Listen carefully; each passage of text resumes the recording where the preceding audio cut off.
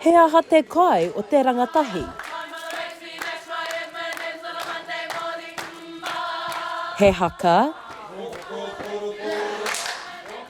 He haka. He haka.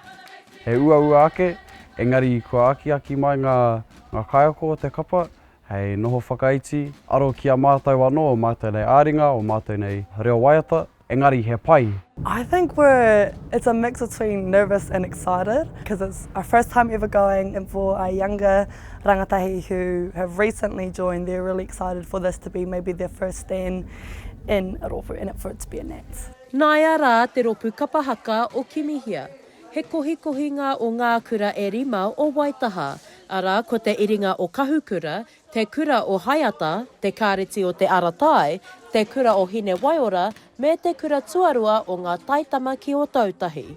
He tuatahitanga tēnei mā te kapa ki te uru, ki te whakataetai āmotu. Yeah, it's been a big journey. The tauira from different kura, so each one of the kura will contribute different factors and different pukenga to our rōpū. So, for instance, one might be more musically talented more than the other, and the other might have more haka experience than the other kura. Ko tēnei taku tau tuatahi, I au I hunuku ki ngā kura auraki, I āhua kātia hau te mahi kapa haka. I nāi nei, ko āhua whakanui te ngā kau ki tēnei mea te kapa haka. You always develop a really big whānau, and this year especially I've developed friends with people I never thought I would see, and then rekindled my friendships with others who I've been with before. Ko Manuera Rewai Couch, rawa ko Denver Sterling, etahi o ngā tuakana o te rōpū nei, ā koinei te tū whakamutunga mā te tokorua. I te wai I tū a meira o ko ira mo te Kimihia, I kura kea hau, e tū ana mo ngā whakataitai mo ngā kura tuarua ki Waitaha. Nā reira I āhua hoariri, nā taku hunuku ki kura auraki, ko āhua whakaki e rā tapuwai, mō rāua te Rewai Couch. Ko tēnei taku tau whakamutunga, nā reira me āhua wehi te kura me tētahi pahu.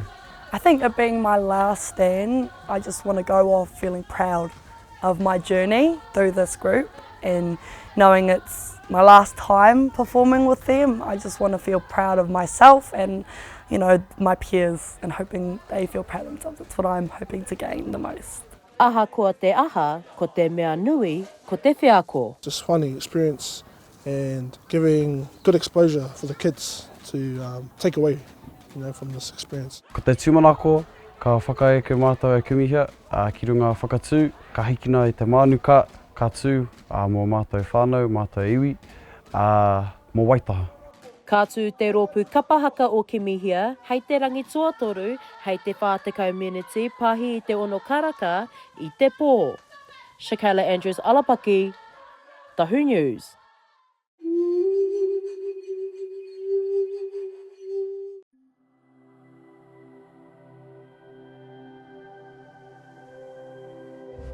Ko te reo.